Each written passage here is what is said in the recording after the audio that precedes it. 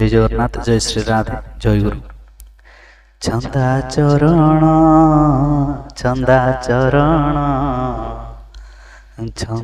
चरणे गली शरण छंदा चरण मते तारिब कि कंदाई कंदाई मारिब कि से छंदा चरण रे से छंदा भय रे मन को नहीं जाई आसिले जुग पुरुषोत्तम रूप से ठाकुर अनुकूल चंद्र आज जो भावर बारिधारा समस्त हे ग्राम नगरे प्रति घरे घरे आनंद अमृत ढाल रे तार नामर नल जाल रे समस्त हृदय भितर आज नाम भरी देवाई आसी से ठाकुर अनुकूल चंद्र या पूर्व आसी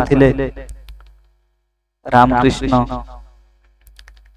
परमहंस ता पूर्व आसी महाप्रभु श्री चैतन्य आहुरी अनेक अनेक साधु संत बा भगवत स्वरूपी अनेक अनेक महात्मा माने आसी ए धराधाम को नामर से जो गोटे भाव भितर आमको भरी देवा ठाकुर अनुकूल चंद्र आसले जो कीर्तन भितर से नाची नाची जाऊँ पाद गुड़िक लौलुआण हो कहीं से पादरे पादुका पिंधु नथिले कीर्तन हम प्रभुकर रसरे महाप्रभु श्री चैतन्य आसते पादरे केते कंटा झंटा फुटी आदि जेतबळे नाची नाची जाउछंती से राधा हरि बोल राधा नाम भीतर देइकरी जेतबळे कीर्तन करी करी चली छंती श्री ठाकुर अनुकूल चंद्र सेतबळे तांकर पाद लहुलुआण हो जाईची से भाव समाधि भीतर रहिछंती विभिन्न प्रकार मुद्रा सब करछंती योग मुद्रा जो सब थाए विभिन्न प्रकार योग मुद्रा करछंती से योग मुद्रा भीतर केही कहउछंती ठाकुरनगर किछि कोन रोग होइछि काहे कि से आज एमिति पड़ी जाइछंती अचेत हेकि ताका श्वास चालुनी नाड़ी किंतु चालुछि जीवित अछंती ताकर होउछि कोन एभଳି अद्भुत उन्मादना यार भीतर ठाकुरଙ୍କ मुखर गुटी गुटी पानी बाहरुछि सेठी जेतक थे से कौन ठाकुर कौन कहउचंती सब लिपिबद्ध करि जे जो भाषा रे पाइले जे बुझी पारला जो भाषा भीतर देई करी कीर्तन रे जो भोली भाव आसे ठाकुर कहले मु तो चली जाई सेठी मु तो भीतर ठाकुर तो जागृत हेबा केवल ही कीर्तन रही आश्रय ग्रहण करिया हुए कीर्तन रो पुनी आश्रय कोन ना जेउटी कीर्तन भीतर देई करी नर्तकी माने प्रभुंकर सहित मन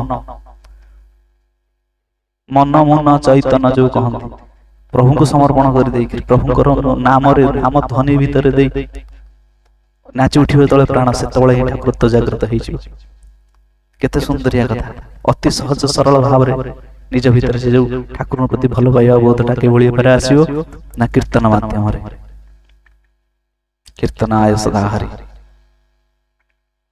हरे नाम अबे गळम कळउ नास्तेबो गतिर अन्यथा ठाकुर केते पूर्व केते पीढ़ी सही हरिबोल हरिबोल हरिबोल ध्वनि भीतर देइकरी प्रकंपित होइकि तांकर जो पूर्व पीढ़ी मान भीतर प्रकंपित होइकि आज ठाकुर जेतबळे धरा अवतरण करूछन आमे कहि परिबानी से ठाकुर बेली आमे कहि परिबानी से गुरु बेली आमे कहि परिबानी से कोन बेली काहे कि ना आमे आमे जेतिके अनुभव करू आमे कहूछु से मो पई भगवान से मो पई गुरु से मो पई गोटे आश्रय स्थल जीवंत गुरु टॉपिक पड़ता जीवंत गुरु हे जीवंत जाग्रत लक्ष्मी नारायण प्राण भरी जीव कर रे दर्शन नित्य वैकुंठ नव वृंदावन भक्त भगवान पूर्व मिलन जहाँ भी कथा कहवा भितर लंबा हो शुणा भी पसंद लगे भल लगे कहीं ठाकुर कथा ये है नहीं कौन से रील्स टेकी देवा ऊपर को पलैबा आउ जनकर देखा ठाकुर कथा मन ध्यान लगे अध घंटा हो 5 मिनट हो 15 मिनट हो 20 मिनट हो जिते समय ठाकुर कथा शुणा से समय ठाकुर कथा भितर ठाकुर से जो चित्रपट मानस पट भर को आसी जाऊ केते आनंद केते अपूर्व कथा केते श्रुति मधुर कथा आम ठाकुर अनुकूल चंद्र नाम नौ ठाकुर रूप आसु से गोटे रूप ध्यान सकाल करूना आपण मैंने सब बसिक गोटे रूप ध्यान करवा दरकार कहीं रूप ध्यान कला बेले देखिए आपको निश्चित भाव देखा ठाकुर अने हसुंट मत खाइले बसिले उठिले खेलिले बुलिले सब बेले ठाकुर मो पाखे मत कई तो जन मो पाखे अच्छा जी जो भाई भाव जो स्वरूप को भगवान ध्यान करे भगवान से स्वरूप ही तार पाखे सर्वदा रही था से हुए तो देखिपार न देखिपार कहीं नाई भक्त भगवान दुहे अभिन्न हृदय आ भक्त संग बिना के भाव न होइब जीवंत गुरु एठी रहिले कण गुरुंकर केबे हेले गुरु होउचंती अमृत भगवान से केबे मृत नहंती से गोटे स्वरूप आ गोटे स्वरूप भीतर देकर आसते आमको आज गोटे किए सत शिक्षा दे गला से पिता भीतर आमर से गुरु ही तार भीतर सत शिक्षा दे गले आम जानी पारे से कौन आसी स्वयं आसिक आविर्भूत होकर नारायण आसी कहे मुझे नारायण जमती आम ध्रुव को दर्शन देला तथे कौन ना आपण नारायण नुहति किए कहले आप नारायण केते देवादेवी मैंने आसने रूप धरिकी जितेबाला देखिले पक्षीराज गरुड़ हाथ में शंख चक्र गदा पद्म तापर से विश्वास कले ये होउचंदी नारायण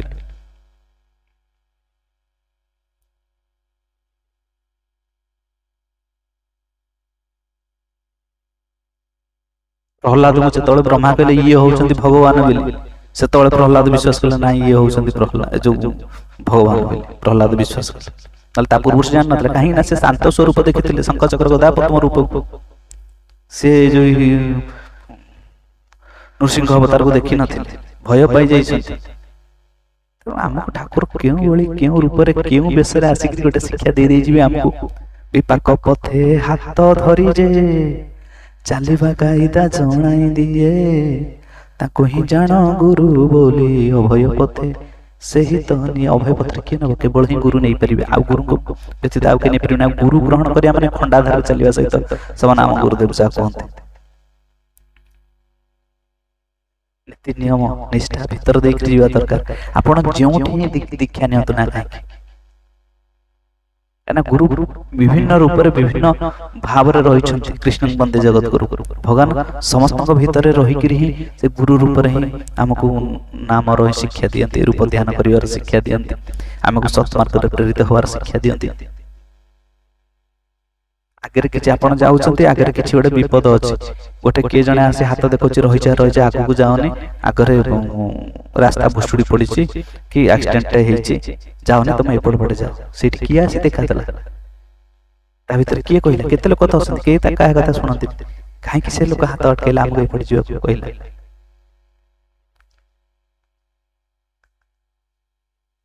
भगवान ही मंगल विधान करते भक्त मानकर दुख आसीबो से दुख भीतर कहया प्रभु दुख दउछ दियो बचे किछि शक्ति भी दियो दुख सह्या आ कोनसी भाबरे कोनसी भक्तंकर बा कोनसी गुरुंकर निंदा करबा अनुचित ठाकुर एटी अनुकूल चंद्र कहले कोन ना अन्यर इष्ट निंदा करी हेलु इष्ट निष्ठ निजर इष्ट निंदा हला बुझिलुनी पापिष्ट आज सेही विषय रे ठाकुर हमर कथा अछि भाववाणी भीतर देई करी जेतबले सेही कथा अछि सेति पे मते कथा कहि गली कोन अछि ना भगवान ही सत वस्तु प्रथम जिनिस भगवान ही सत वस्तु भगवान व्यतीत आ सब जिनिस ही असत नाम आ भगवान को मध्य रे पार्थक्य नाही नाम को ही जानिबु भगवान बोली केते सुंदर कथा आमर जो रही वर्तमान जो प्रेमानंद जी महाराज तांकर गोटे गोटे वीडियो तो भल लगे आ किसी जिनस भी शिक्षा मिले गोटे शून्य रे लिखि दियो राधा ताको लिभेई दियो पुणी थरे लेख राधा पुणी थरे लिभेई दियो पुणी थरे लेख राधा पुणी थरे लिभेई दियो एंती बारंबार कर जतबेले राधा को से लेखाटी आसी जीव आखि आगु सेतबेले जाने रूप ध्यान हैला तापर धीरे धीरे से नामटा भीतर ही राधा रानी को आना ता भीतर भी ही गला जो बढ़िया शिक्षणीय कथा गोटे मिनिट 2 मिनिट भीतर देई कथा तेणु नाम आ भगवान भीतर किसी अंतर नहीं फरक नहीं ठाकुर जहाँ कहले भक्तंकर हृदय भगवान वास करती देखे जे मुहरे कहे हरि हरि अथच भक्तंकर अपमान कान रे सुने आखिरे देखे ताकू 3 गोईठा मारी तड़ी जीवु ଗୋଇଠା ମାରିବୁ ତାର ସ୍ୱଭାବକୁ, ଛାତିରେ ଛାତି ଦେଇ ତାର ଆପଦ ବିପଦରେ ସମସ୍ତ ଦୂର କରିଦେବୁ, ସେମାନଙ୍କର କୌଣସି କଥାକୁ ପ୍ରଶ୍ରୟ ଦେବୁ ନାହିଁ, ତାହେଲେ ତୁମମାନଙ୍କର ମଧ୍ୟ ସେମାନଙ୍କର କୌଣସି କଥାକୁ ପ୍ରଶ୍ରୟ ଦେବୁ ନାହିଁ, ତାହେଲେ ତୁମମାନଙ୍କର ମଧ୍ୟ ପାପ ହବ। ଯଦି ସେ ତାଙ୍କର କଥାକୁ, ଶୈତାନଙ୍କର ବୁଦ୍ଧିରେ ଯେଉଁମାନେ ଚାଲନ୍ତି ସେମାନେ ହିଁ ହଉଛନ୍ତି ପାପୀ ଅଛି। କାହିଁକିନା ଭଗବାନଙ୍କର କଥା, ଭଗବାନଙ୍କୁ ଛାଡ଼ିଦେଲେ ଆଉ ଯାହା କିଛି ବି ଆମେ କରିବା ସେ ସବୁ ପାପ। ତେଣୁ ଭଗବାନଙ୍କର ପ୍ରିୟଜନ ହଉଛନ୍ତି ଭକ୍ତ। ଭକ୍ତଙ୍କର ନିନ୍ଦା କେବେ ଭଗବାନ ସହିପାରନ୍ତିନି। ତେଣୁ ଭକ୍ତଙ୍କର ନିନ୍ଦା କେବେ ହେଲେ ବି କରିବାନି। ଜୟ ଜଗନ୍ନାଥ। ଆଉ ଯେଉଁମାନେ ମୁହଁରେ ହରି ହରି କହୁଥିବେ ସେପଟରେ ଅନ୍ୟର ତଣ୍ଟିରେ ଛୁରୀ ଲଗାଉଥିବେ, ମାନେ କୁଟ କପଟ ସ୍ୱଭାବ ଯାହାର, ତାଙ୍କୁ ଦୁରୁମ କରଇ ଜୁହାର। ଯେ କୁଟ ଆଉ କପଟତା ଭିତରେ ଯେଉଁମାନଙ୍କର ମନ ମଳିନ ମନ, ତାଙ୍କଠାରୁ ସବୁବେଳେ ଦୂରରେ ରହିବା ଉଚିତ। କିନ୍ତୁ ତାଙ୍କର ଅସୁବିଧା ବେଳ ଭିତରେ ଆମେ ଅଣ୍ଟା ଭିଡ଼ି ତାଙ୍କ ପାଖରେ ଯାଇ ଛିଡ଼ା ହେବା ଦରକାର, ତାଙ୍କର ଅସୁବିଧାଟି ଦୂର କରିବା ଦରକାର। କାହିଁକିନା ଏଇଟା ଠାକୁରଙ୍କର ଦେଶ। ଏ ଯୋଉ ସଂକଳ୍ପ କରୁଛନ୍ତି ସକାଳୁ ନାମ ଧ୍ୟାନ ପରେ ଯୋଉ ଇଷ୍ଟଭୂତି ଗୁରୁର ସଂକଳ୍ପ ଅଛି, ଆମର ଯୋଉ ପାରିପାର୍ଶ୍ୱିକ ମାନଙ୍କର କଥା ଆମେ ବୁଝୁଛେ, ସର୍ବପ୍ରଥମେ କୋଶ୍ଚିନ୍ ଆସିବା, ବୁଝୁଛେ କି ଅସୁବିଧାରେ କାହାର ଯାଇକି ଆମେ ଛିଡ଼ା ହଉଛେ, ଛିଡ଼ା ହଉନି। ଠାକୁରଙ୍କର ନୀତି ନିୟମ ଆମେ କଣ ମାନବେ? ପ୍ରଥମେ ଆମ ନିଜକୁ ହିଁ ଠାକୁରଙ୍କର ନୀତି ନିୟମ ଭିତରେ ଦେଇକି ଯିବାର ଅଛି। ମୁଁ ଯାଇକିରି ଡିପି ୱାର୍କ କରିବି, ଘରେ ଘରେ ବୁଲିକିରି ବୁଝେଇବି, ଆରେ ମୁଁ କାହିଁକି ବୁଝେଇବି? ମୁଁ ଆଗେ ନିଜେ ବୁଝିଲେଣି ତ। ମୋର ସେ ଯୋଉ ଠାକୁର ଯାହାକୁ ଆମକୁ ଶିକ୍ଷା ଦେଇଛନ୍ତି, ସେଇ ଯୋଉ ରାଧାକୃଷ୍ଣଙ୍କର ଚରଣାରବିନ୍ଦକୁ ଯେଉଁ ଶିକ୍ଷା ଦେଲେ ଶରଣରେ ଆସିବାକୁ, ମୁଁ ସର୍ବପ୍ରଥମେ ସେ ରାଧାକୃଷ୍ଣଙ୍କର ଶରଣରେ ଆସିଛି ତ, ରାଧାକୃଷ୍ଣଙ୍କୁ ମୁଁ ଭଲ ପାଉଛି ତ। ଠାକୁର ଏଠି ଆସିଲେ ରାଧାକୃଷ୍ଣଙ୍କର ନାମର ତତ୍ତ୍ୱକୁ ବୁଝେଇ ଦେବା ପାଇଁ, ସେଇ ତତ୍ତ୍ୱ କୋଉ ଭଳି ଭାବରେ ଯାଇକିରି ସେଇ ରାଧାଙ୍କର ଚରଣାଶ୍ରିତ ହେବା, ସେଇ ଯୋଉ ସଚ୍ଚିତ ଆନନ୍ଦ ଆହ୍ଲାଦିନୀ ଶକ୍ତି ସ୍ୱରୂପା ରାଧାରାଣୀଙ୍କର କୃପା ଲାଭ କେଉଁଭଳି ଭାବରେ ହବ, ଆମେ କୃଷ୍ଣଙ୍କର ଭକ୍ତି ଲାଭ କରିପାରିବା। ସେଇଟା ହିଁ ହଉଛନ୍ତି ଠାକୁର ଆସିଥିଲେ ତାଙ୍କର ଏଇ ଯୋଉ ମାନବୀୟ ଲୀଳା ଭିତରେ। ଶ୍ରୀ ଠାକୁର ଅନୁକୂଳ ଚନ୍ଦ୍ର ରୂପରେ ଆସିଲେ ଏଇ ସବୁ ଶିକ୍ଷା ଦେବା ପାଇଁ। ଆମେ ମାନିଛୁ ତ। ଆମେ ଗୁରୁଙ୍କୁ ଆଜି ବାଦ ଦେଇ ଗୁରୁବାଦର ଉପାସନା କରୁଛେ, ଠିକ କରୁନେ। ଆମେ ଠିକ କରୁନେ। ଆଜି ଆରି ଭିତରେ ହେବାର ଥିଲା ତାଳ ନବମୀ। ତାଳ ନବମୀରେ ଆମେ କୋଉ କାଳରୁ ଠାକୁରଙ୍କର ନାହିଁ ଗୋଟେ ଜନ୍ମଦିନ ଉତ୍ସବ, ଆମେ ଉତ୍ସବ ପାଳନ କରି ଆସୁଛୁ। କୋଉ କାଳରୁ ମାନେ ଆମ ଜୀବନ ଭିତରେ କଥା କହୁଛେ, ଆମେ ଆଉ ତ 500-1000 ବର୍ଷ କଥା କହିବୁନି। ପାଖାପାଖି ହେଇଯିବ 25 ବର୍ଷ କି ସେଇ 25-28 ବର୍ଷ ଭିତରେ ଦେଇକିରି ହବ। ଆମେ ତାଳ ନବମୀରେ ଠାକୁରଙ୍କର ଗୋଟେ ସତ୍ସଙ୍ଗ କରି, ଗୋଟେ ଛୋଟ ଭାବରେ କ୍ୟାଣ୍ଡେଲ ଜଳେଇ ଗୋଟେ ଉତ୍ସବ କରି ଆସୁ, ବଡ ଧରଣର ନହେଲେ ଛୋଟ ଧରଣର। କିନ୍ତୁ ବର୍ତ୍ତମାନ ନିର୍ଦ୍ଦେଶ ଆସିଲା କରିପାରିବ ନାହିଁ। ତାମାନେ ଠାକୁର କଣ କେବଳ ସେଇ ଗୋଟିଏ ଆଶ୍ରମରେ ଦେଓଘରେ ସେଇଠି ଅଛନ୍ତି, ଆଉ ଅନ୍ୟ କୌଣସି ଜାଗାରେ ନାହାନ୍ତି। ଅନ୍ୟ କୌଣସି ଜାଗାରେ ଠାକୁରଙ୍କର ଯଦି ପୂଜା କରିଦେବା, ଜନ୍ମଦିନ ପାଳନ କରି ଆମେ ଭୁଲ କରି ବସିବା। ପାଳନ କରାଯାଇ ପାରିବନି। ନିର୍ଦ୍ଦେଶ କରୁଛ କଣ ପାଇଁ? ତାର କାରଣ ଦର୍ଶାଅ, କାହିଁକି କରାଯିବନି? ଏତେ ବର୍ଷ ଧରି କରାହଉଥିଲା, କଣ ଅସୁବିଧା କିଛି ହେଇଯାଇଥିଲା? ଏଇଟା ଗୋଟେ ଆନନ୍ଦ ମୁଖର କଥା। ଲକ୍ଷ୍ମୀ ପୂଜା ଆପଣ ମାନେ କହିବେ ଆମର ଲକ୍ଷ୍ମୀ ପୂଜା ସେଇ ଜାଗାରେ ହିଁ ହବ, ଆଉ କୋଉଠି ହେଇପାରିବନି। ଲକ୍ଷ୍ମୀ କଣ ସେଇ ଗୋଟେ ଜାଗାରେ ଅଛନ୍ତି? ଦଶହରା ଦୁର୍ଗାଙ୍କର ସେଇ କଟକ ବ୍ୟତୀତ ଆଉ ଅନ୍ୟ କୋଉଠି ହେଇପାରିବନି। ଏଇଟା କଣ କଥା? ଭଗବାନଙ୍କର ପୂଜା ଆରାଧନା ଗୋଟେ ଖୁସିରେ ଜଣେ କରନ୍ତି, ଯିଏ ଯୋଉ ଜାଗାରେ କରିବା ଦରକାର। ଆଉ ନିଜ ମନ ଭିତରେ ଗୋଟେ ପ୍ରଥା ପ୍ରଚଳନ କରେଇକିରି ଗୋଟେ ବିଭ୍ରାନ୍ତ ସୃଷ୍ଟି କରାଉଛନ୍ତି ଏଇ ଯୋଉ କିଛି ଜଣ ଯୋଉ ଉଚ୍ଚ ପଦସ୍ଥ ମାନେ ଅଛନ୍ତି। ସେଇଟା ଖରାପ ଆମକୁ ଲାଗିଲେ, ଆମକୁ କଷ୍ଟ ଲାଗିଲେ। କାହିଁକିନା ମନ ଭିତରେ କେତେ ଆକାଂକ୍ଷା, ଆଜି ଠାକୁରଙ୍କର ଗୋଟେ ଉତ୍ସବ ହବ, ଜନ୍ମଦିନ ଉତ୍ସବ, ଆମେ ଉତ୍ସବ ପାଳନ କରିବା। ଆଉ ଯଦି ଆପଣ ମାନଙ୍କୁ ଲାଗେ ଏଇ କିଛି ଦିନ ପୂର୍ବରୁ ଯାଇଥିଲା ଜନ୍ମାଷ୍ଟମୀ, ଆପଣ ଖାଲି କହିବେ ଜନ୍ମାଷ୍ଟମୀଟା ସେଇ କେବଳ ବୃନ୍ଦାବନରେ ହବ, ଆଉ କୌଣସି ଜାଗାରେ ହବନି। ଏଇଟା କଣ ଭଲ ଲାଗିବ? ଖାଲି କଣ ବୃନ୍ଦାବନରେ ଭକ୍ତମାନେ ଅଛନ୍ତି, ଆଉ ଅନ୍ୟ କୌଣସି ଜାଗାରେ କଣ ଭକ୍ତମାନେ ନାହାନ୍ତି?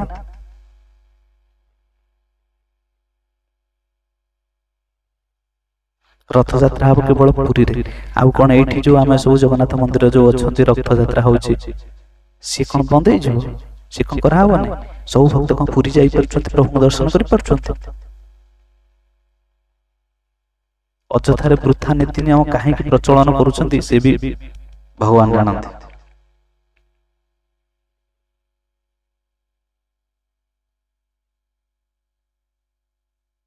ଆମେ ତ କରିବୁ, କେହି ନ କଲେ ଆମେ ନିଜ ଘରେ ଗୋଟେ ଗୋଟେ ହବ।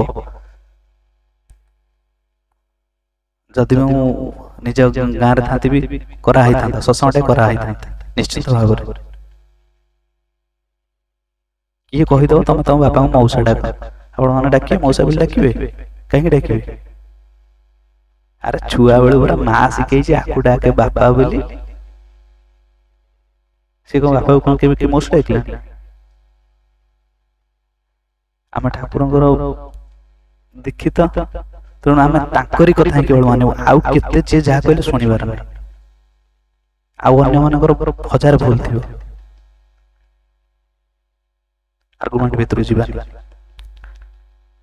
କହିବାକୁ ସମୟ ପାଏ ନାହିଁ, ସେତେବେଳକୁ ତାକୁ କହିବାକୁ ହୁଏ ତୁମକୁ କିଏ ଖୁଆଉଛି ଭାଇ?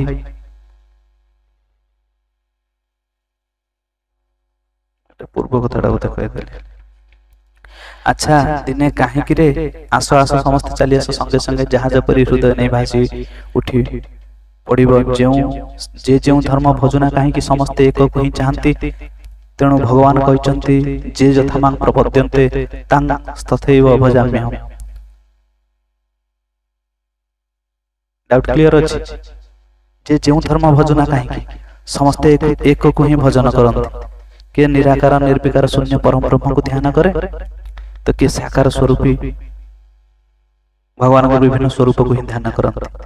କିଏ ଗଣେଶଙ୍କୁ ଧ୍ୟାନ କରନ୍ତି, କିଏ ଜଗନ୍ନାଥଙ୍କୁ ଧ୍ୟାନ କରନ୍ତି, କିଏ ଶିବଙ୍କୁ ଧ୍ୟାନ କରନ୍ତି, କିଏ ରାମକୁ, କିଏ କୃଷ୍ଣଙ୍କୁ, କିଏ କେତେ ପ୍ରକାର ଦେବାଦେବୀଙ୍କୁ, କିଏ ନାରାୟଣଙ୍କୁ, କିଏ ବାସୁଦେବଙ୍କୁ ଏସବୁ ଧ୍ୟାନ କରନ୍ତି। କିଏ ଦେବାଦିଦେବ ମହାଦେବଙ୍କୁ ଧ୍ୟାନ କରନ୍ତି। ତେଣୁ ଯିଏ ଯାହାକୁ ବି ଧ୍ୟାନ କରୁନା କାହିଁକି ସିଏ ସେହି ଏକ ବ୍ରହ୍ମକୁ ହିଁ ଧ୍ୟାନ କରନ୍ତି। ସମସ୍ତେ ସେଇ ଏକ ଗୋଟିଏ ଜିନିଷଟାକୁ ଚାହାନ୍ତି। କିଏ କେବଳ ବିଭିନ୍ନ ରୂପ ଦେଇକରି ଚାହୁଁଛନ୍ତି।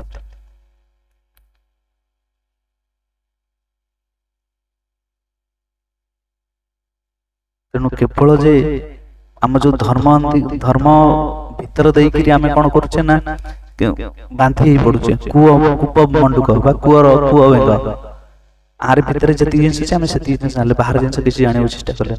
ଆଉ ବହି ପଢିକିରି ବହି ପଢି ତୁଇ ହେଲୁ ଯେ ବହିର ମରମ ବୁଝିଲୁ ନାହିଁ, ଶିକ୍ଷା ତାକୁ କୁହେ ନା ଅଭ୍ୟାସ ବ୍ୟବହାର ସହଜ ଜ୍ଞାନ, ତାହେଲେ ଶିକ୍ଷା ହୁଏ ନା। ମୁଖେ ଜାନେ ବ୍ୟବହାର ନାହିଁ, ସେଇ ଶିକ୍ଷାର ମୁଖେ ଯାଏ। ଆମେ ବହି ପଢୁଛେ କଣ ପାଇଁ? ନା ଆମେ କିଛି ଜାଣିବା ପାଇଁ, କିଛି ଜ୍ଞାନ ଆହରଣ କରିବା ପାଇଁ। ବହିରେ ଲେଖା ଅଛି ଆମେ ଯୋଉ ପିଲାବେଳେ ଯୋଉ ପ୍ରଥମ ଶ୍ରେଣୀ, ଦଶମ ଶ୍ରେଣୀ, ମେଟ୍ରିକ, ତାପରେ plus two, plus three, PG, ଏସବୁ ଯିଏ ଯୋଉ କଲେ କଣ ପଢି, ସେଇ ବହି ପଢିକରି ତ ତାଙ୍କର ଜ୍ଞାନ ଆସେ ନା ନାଇଁ। ଗୋଟେ ହଉଛି ଜ୍ଞାନ ଆସିছে, ଜ୍ଞାନ ଆସିଲା ପରେ ପ୍ରାକ୍ଟିକାଲ କରା ହୁଏ, ତାପରେ ଶିକ୍ଷାଟା ସମ୍ପୂର୍ଣ୍ଣ ହୁଏ। ତେଣୁ ଆମେ ବହି ପଢୁଛେ, ସଦ୍ଗ୍ରନ୍ଥ, ଜଣେ କହିଲେ ଗୀତା ଭାତ ଆମେ କାହିଁକି ପଢିବୁ, ଆମେ କାହିଁକି କହୁଛୁ? ତମେ ନ ପଢ କିଛି ଅସୁବିଧା ନାହିଁ, କାହାର କିଛି ଅସୁବିଧା ହେଇଯିବନି। ମୋ ଚ୍ୟାନେଲଟା ହେଇଛି ମୁଁ କହିବା ପାଇଁ କରିଛି, ତେଣୁ ମୁଁ କହୁଛି। କିଏ ଶୁଣ, କିଏ ପଢ, କିଏ ନ ପଢ, କିଛି ମତଲବ ନାହିଁ। ଇଚ୍ଛା ହେଲେ ଚ୍ୟାନେଲ ଭିତରୁ ଆସିବ ଶୁଣିବ, ଇଚ୍ଛା ନହେଲେ ନ ଶୁଣିବ। ଠାକୁରଙ୍କ କଥା ଯଦି ଇଚ୍ଛା ହଉଛି ଶୁଣ, ଇଚ୍ଛା ନ ହଉଛି ନ ଶୁଣ।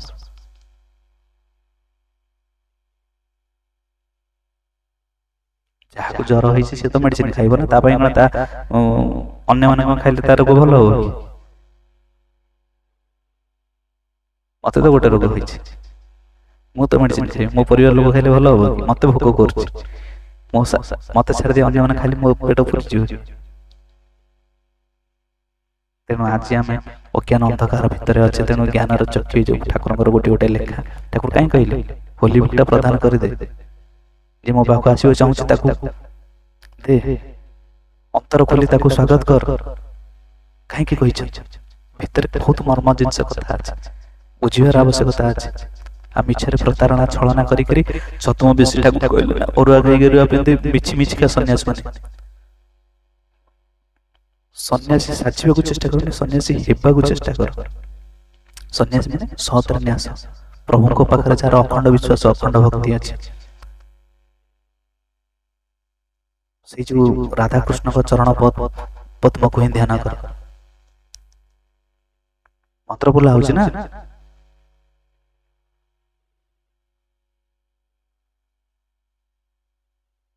କୋଉଠି କାହାର ଶିକ୍ଷଣରେ ଆମେ ପ୍ରଣାମୀ ଦଉଛେ? ମନ୍ତ୍ରକୁ ଥରେ ଭଲ କରି ଭାବିବେ। ଉନ୍ମୁକ୍ତ ଭାରତ ମନ୍ତ୍ର କହୁନି, ଶ୍ରୀ ଚରଣ କରୁଅଛି ପ୍ରଣାମ। ତା ପୂର୍ବରୁ ମନ୍ତ୍ର ପଢୁଛନ୍ତି ନା, କାହାର କାହାର ଶ୍ରୀଚରଣ? ଶ୍ରୀଚରଣ ସଂସାରରେ କାହାର ଅଛି? ସେଇଟା ଥରେ ଭାବନ୍ତୁ। ଆଉ ମୁଁ ଯଦି କହିଦେଲି କିଛି କଷ୍ଟ ଲାଗୁଥିବ, ସତ କଥା କହିଲେ ସମସ୍ତଙ୍କ ଦେହରେ ଟିକେ କଷ୍ଟ ହୁଏ। କାହିଁକି ନା ଯୋଉମାନେ ଜାଣିନାହାନ୍ତି ସେମାନେ ଜାଣିବାକୁ ଚାହୁଁନାହାନ୍ତି। ମୁଁ ଜାଣିନି ବୋଲି, କିଛି ଜାଣିନି ବୋଲି ତାକୁ ତ ପଢିବାକୁ ଚେଷ୍ଟା କରୁଛି। କାହିଁକି ନା ପଢିବା ଭିତରେ ମୁଁ ବି କିଛି କିଛି ଜିନିଷ ଜାଣିବାକୁ ପାଉଛି। ତେଣୁ ଆମେ କେଉଁ ଭଳି ଭାବରେ ଆମ ଉଦ୍ଧାର ଏତେ ଇଏ ଭାବରେ ଆସିଲେ। ଗୁରୁ ରୂପରେ ଅନେକ ସଦ୍ଗୁରୁ ଏଠି ଅଛନ୍ତି, ଅନେକ ଭାବରେ ଅଛନ୍ତି।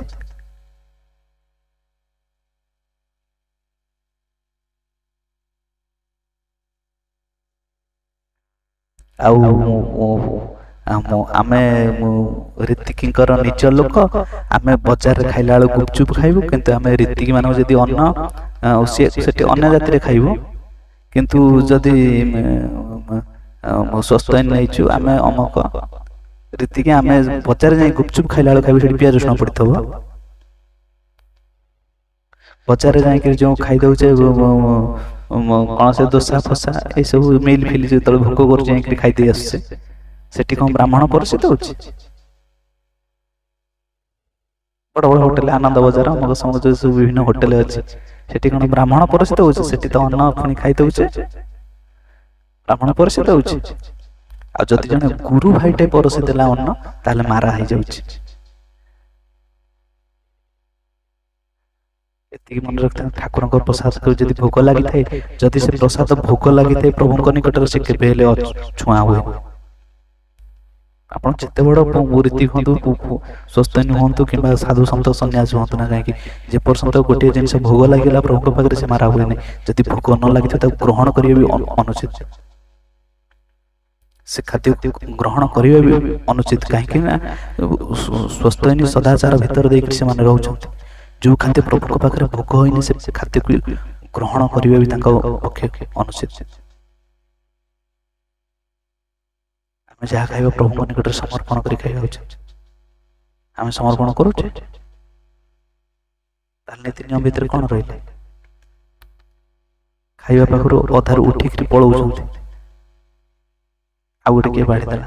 ଆରେ ଖାଇବାଟା ଅଧା ବଢା ହେଇସାରିଲା ପରେ ଉଠନ୍ତି। ବହୁତ ମା ମାନେ ଅଛନ୍ତି, ଆମେ ଦେଖିଲୁ ସେଦିନ ସତ୍ସଙ୍ଗରେ ବସିଥିଲୁ, ଉଠି ପଳେଇଲେ। ଆରେ ତମେ ଲକ୍ଷ୍ମୀ ପୁରାଣ ପଢିଛ ନା? ଲକ୍ଷ୍ମୀ ମାଙ୍କୁ ସାଇଡରେ ବସେଇକି ପୂଜା କରୁଛ, କହୁଛ ଇଏ ହଉଛନ୍ତି ଲକ୍ଷ୍ମୀ ମା, ଇଏ ହଉଛନ୍ତି ମାନବୀୟ ତନୁରେ ଆସିଛନ୍ତି। ଖାଲି କଥାରେ, କାମରେ ଥରେ ଲକ୍ଷ୍ମୀ ପୁରାଣ ପଢିକି ଦେଖ। ସେ ଯୋଉ ଖାଇବା ବଢା ହେଇଛି, ଉଠିକି ସେଠୁ ଯାଆନ୍ତି। ଖାଇବାରୁ ଉଠିଗଲା ମାନେ ଖାଅ କି ନ ଖାଅ, ଖାଇବା ତମ ଉଦ୍ଦେଶ୍ୟରେ ବଢା ହେଲା। ଉଠି ଗଲ ମାନେ, ଯଦି ଉଠିଗଲ ଖାଇବନି, ମୁଣ୍ଡିଆ ଟା ମାରିଥାନ୍ତ, କାହାକୁ ନେଇକି ଧରେଇଥାନ୍ତ, ତାପରେ ଯାଇଥାନ୍ତ। ଖାଦ୍ୟକୁ ସେମିତି ଉଠିକି ପଳାନ୍ତିନି। ଆଉ କଣ ତାହେଲେ ସୁସ୍ଥ ନେଇଛ? ନିଜକୁ ଥରେ ପ୍ରଶ୍ନ ପଚାର। ମୁଁ କହୁଛି କଷ୍ଟ ଲାଗିବ,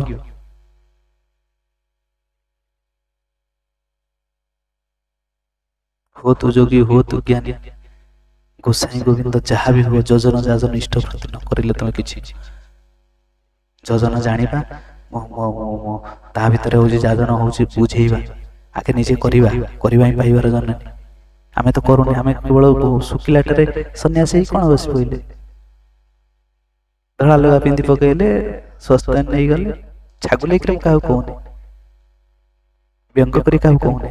ଥରେ ଭାବିବା ଦରକାର, ଆମେ ନିଜେ ଠିକ ହେବା। ଆମେ ସେ ଲୋକ ଦେଖାଣି ଭାବରେ କହିଲେ କଣ ହବ? ଆମ ମନ ଭିତରେ ମୁଁ ପ୍ରଭୁଙ୍କୁ ଭଲ ପାଉଛି ତ, ଆଉ ମୁଁ କେଉଁଭଳି ଭାବରେ ଉଦ୍ଧାର ହେବି? ମୁଁ ଠାକୁରଙ୍କର ନୀତି ନିୟମଟା ଠିକ ଠିକ ଭାବରେ ମାନି ଚଳିବି। ଆଜି ସତ୍ସଙ୍ଗ 2 ଭାଗ ହଉ, 5 ଭାଗ ହଉ, 10 ଭାଗ ହଉ, ସେଥିରେ ଆମର କିଛି ଯାଇ ଆସେ। ଆମେ ଦୀକ୍ଷା ନଉଛେ, ଆମେ ଶିକ୍ଷା କରିବା, ତା ଭିତରେ ରହିବା। କାହିଁକି ନା ଆଜି ହିନ୍ଦୁ ସଭ୍ୟତାକୁ କୁଠାରାଘାତ କରାହଉଛି। ए साधुंकर कथा को नहीं से साधु आगे विकृत कर कहुच्छी से कथा आणिक ए साधु पाखे विकृत कर सर्ट भिड काटी कुटिक जॉइंट से अमक साधु सहित अमक साधु एमती कहले सी सेमती कहले सोशल मीडिया सब चली कहीं ना हिंदू धर्म को भांगी देवाई घर जमी गोटे पिलर भांगी आउ गोटे पिलर प्रेसर हम सी भी भांगी आउ गोटे पिलर प्रेसर सी भांगी हिंदू सभ्यता को नष्ट करने हूँ कुचक्रांत केते जन कुचक्री मैंने अच्छा ये सब चक्रांत कर चलते सहज जिनसा बुझे चेष्टा करा आज आश्रम भितर 5 जगार फाक ठाकुर कौन तुम यही शिक्षा देते सब फाक फाक हो जा तुम गोटे दल गढ़ सी गोटे दल गढ़ सी गोटे दल गढ़ से प्रथम बाणी कही अर्थ मान जस इत्यादि पाइबा मत ठाकुर से भक्त हुआ ना सावधान हो ठक जीव तुम ठाकुर तो जाग्रत ना कहीं तुम केन्द्र भी नुहत ठाकुर भी नुहत फाँकी देले माने किछि भी पाइबा खाली संसार अच्छे भोग प्रयास बंचीज कि भोग सरीगला नरकर द्वार आसीज ठाकुर जो कहले बाम हस्त आसीज दक्षिण हस्त केमिति जीव धर्म अर्जने धन अर्जने धर्म करी धर्मे प्राप्त नर हरि धनटा अर्जन करे कौन ना धर्म भीतर देकर धन अर्जन करने काठ पलाई नहीं जीवी कार पलाई चोरी कर आनी क्या जमी माड़ी बसी काठरे जबल दखल करी क्या भूतई भाई तार पैसा नेबी आ किछि लोक कहले ए जो सब पाउना पाउना तुम सब ठाकुर को पैसा पठाऊ पाउना पाउना पाई जाऊ किछि किछि अछंती समस्त पाउनाटा पाई कर नहीं निज पकेट खर्च कर दोना ए जो रीति मानक पई हम जो अर्घ प्रस्तुति फर्म रीति पई टंका कि 25 पैसा कि 50 4 कि 2 टंका कि 5 टंका कि 10 टंका जे जहा करूछि भोग दक्षिणा रीति कि ए सब जो पडुछि से तो बाट मारणा किछि होउछि सत कहउछि खराब भाबियो बाट मारणा किछि होउछि किछि भी जदि रीति मानक पाख सही बळी सचोट रीति कि जे हेतु जे भगवान को ईश्वर को भलो पाउछि सत्ता को से भी ताको भी कौन से पुण्य क्षेत्र लगे दियंती और रोगी मानक पई लगांती सेवा करिबारे लगे दियंती आउ केते जण पकड़ मार कर दियंती चली सब जगह सब संस्था भीतर दे के चली कहले ये गोटे कलह भीतर दे द्वंद्व भीतर दे बसिया हम ठाकुर नीति नियम भीतर दे के ही हम जीवा से राधाकांत चरणार बिंदु को से राधा श्याम चरणार बिंदु निजर मत को नहीं करी जीवा ठाकुर भाववाणी भीतर दे के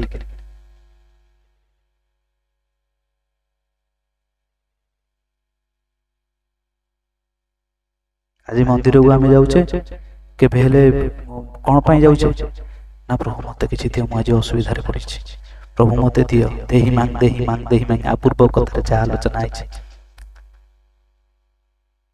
केबे हेले आम मंदिर को जाई पचारि ठाकुर आज तो आपण विग्रह रूप में अच्छा आपण भल अच्छा तो आपण खुशी अच्छा तो मुझे कौन सेवा करें आम के प्रभु निकट जाता कही मन वृंदावन के बसई हे मन वृंदावन तुलसी कानन मुखे मधु बोला हरि नाम कपटता त्याग कर ठाकुर प्रेयर भितर सब कह छाड़ रे मन कपट चातुरी बदने बोल हरि हरि कपट चातुरता विद्या कर साइला पर हरि नाम कर से विद्या करिया ना गुरुंकर प्रदत्त मंत्र और निश्चय जप कले से जो कपट बा चातुरता भाव पळै जीव आज बाप पुओ भितर पडुनी सासु ससुर भितर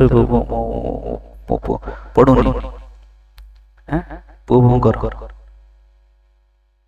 बड़ बड़ उच्च पदस्थ अर्थ बहुत इनकम होउछि किंतु निजर वृद्धा बाप मां को पचरा हो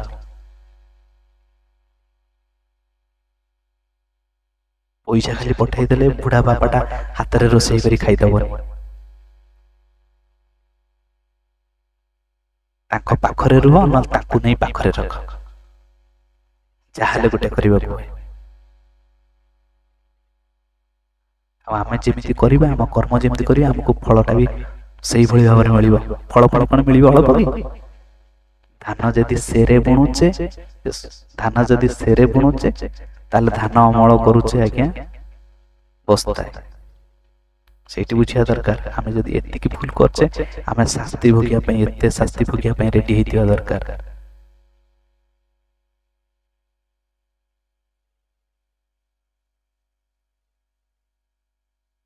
ଛକ ଉପରେ ଯାଇ ଖଟି ହଉଛି, କିନ୍ତୁ ଘରେ ବୃଦ୍ଧା ମାଟି ପଡିଛି, ଭୋକ କଲାଣି, ଭୋକରେ ସେ ଖାଇବ ସେ କଥା ନାହିଁ, କିନ୍ତୁ ଛକ ଉପରେ ଖଟି ହଉଛି, ରାଜନୀତି ଖଟି। ଏଇ ସବୁ କଥା, ବହୁତ କଥା ଭିତରେ ଦେଇକିରି ଅଛି। ଆମେ ବହୁତ ଭୁଲ କରି ବସୁଛେ, ଆମେ ଆଜ୍ଞା ନିଜକୁ ନିଜେ ସୁଧାରିବା ଆବଶ୍ୟକ। ଆସନ୍ତୁ ସମସ୍ତେ ଠାକୁରଙ୍କର ଶରଣ ଗତ ହୋଇ ନିଜ ନିଜ ଯେକୌଣସି ଇଷ୍ଟଦେବ ହୁଅନ୍ତୁ, ନିଜ ନିଜର ଇଷ୍ଟଦେବଙ୍କର ଶରଣାଗତି ହେଇ ସତ୍ପଥରେ ଯିବା, ଭଗବତ ପଥରେ ଯିବା। ଆମର ନିଜ ପରିବାର, ଆମେ ଆଗେ ନିଜେ ଠିକ ହେଇ ନିଜ ପରିବାରକୁ ଠିକ କରି, ତାପରେ ଦେଶକୁ ଯଶକୁ ଆଲୋକ ଦେବା, ନହେଲେ ହେଇପାରିବ। ଆମେ ଅନ୍ଧକାର ଭିତରେ ଡୁବିଯିବା, ସେପଟେ ଭଗବାନ ଆଲୋକର ଧାରା ହେଇ ବସିଛନ୍ତି, ଆଲୋକର ଧାରା, ଧାରା ପଲଟେଇଲେ ରାଧା, ସେ ରାଧାଙ୍କର ନାମ ନେଇକରି ଆମେ ପ୍ରଭୁଙ୍କ ନିକଟବର୍ତ୍ତୀ ହେଇପାରିବା। ଆଜିର କଥାକୁ ଏଠି ରଖୁଛି। ଜୟ ଗୁରୁ। ଯଦି ଭଲ ଲାଗିଥିବ ତାହେଲେ ନିଶ୍ଚିତ ଭାବରେ କିଛି କମେଣ୍ଟ କରିବେ। जय श्री राधे, जय श्री राधे, राधे। गुरु हरि बोल।